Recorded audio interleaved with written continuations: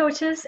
So what I want to talk with you about today is you hear about having a niche, you hear about having an ideal client, but the problem is you're scared to exclude people from your list of people that you help because what if you lose business? Or, you really want to help everybody. You have so much to offer and you want to help everybody. You want options like I can work with this, and this kind of a person. Or you're like, well, what if my ideal client doesn't exist? Okay, what if I go through the steps of defining the ideal client and they don't exist? Or what if they do, but I don't have enough people to work with? So we've been through this before, this whole thought process multiple times. We want to assure you that your ideal client does exist and it is possible to niche down and find a really specific set of people to work with. And not only that, once you do define your niche, your ideal client, your business will start to thrive the moment you take this plunge. So to help you, we've broken down the process into 5 steps, 5 easy steps for you to follow. Step number 1 is to get out a good old piece of paper and a pen and write out your own personal transformation. What have you been through? What are your personal experiences? What struggles and obstacles have you had to face and overcome? And what did you do? What was the process to get you from point A to point B? Because your personal experience is going to help you identify and define who your target market is, who your ideal client is, and you're going to be able to refer back to your experiences as a way to help them and really understand where they're at in their current situation. So first step is to, from start to finish, as detailed as possible, write out your own transformation, your own experiences, and the struggles that you've had to overcome and how you went through that process. Step 2 is to write down exactly who you want to work with. So we're describing, here's how to make it easy for yourself. Describe one person in great detail, and this can be a made-up person. And think of it like this: if you could work with a person just like this, then you would have the time of your life because they have the perfect problem. What I mean by perfect problem is a problem that you can help solve easily. Okay, so here's a hint: your ideal client should be just like you were before you knew how to do what you are teaching others.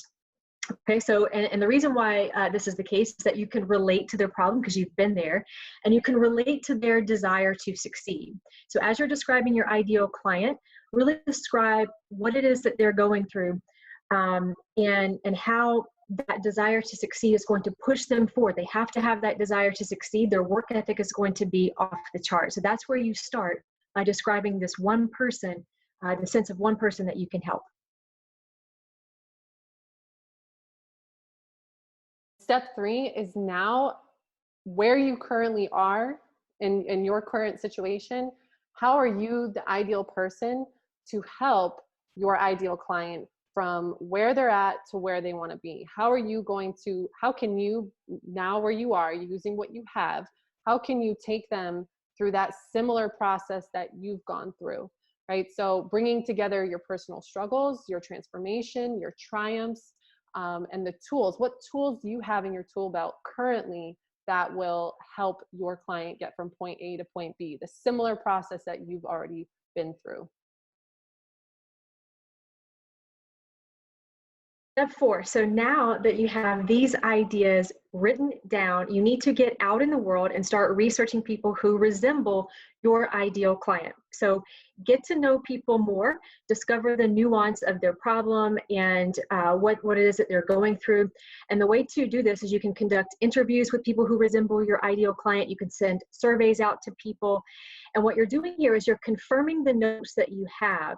And you're also allowing your understanding of your ideal client. What makes a client ideal? You're allowing that understanding to evolve. Last but not least, you're going to craft your I help statement. Your I help statement lets people know exactly what you do, exactly who you help, and how you help them. So for example, an I help statement might sound like this: I help stay-at-home moms lose weight and gain confidence in 90 days without giving up the foods they love.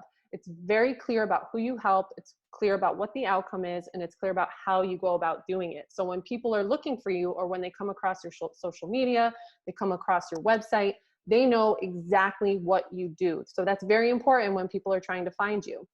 So now that you've got your ICA down, you've conducted your market research, you have your iHelp statement, you're ready to craft the perfect coaching program. So in our next video, we're going to be giving you more steps on how to craft the perfect coaching program, certain essential key things that every coaching program should have. So stay tuned. That'll be dropping very, very shortly.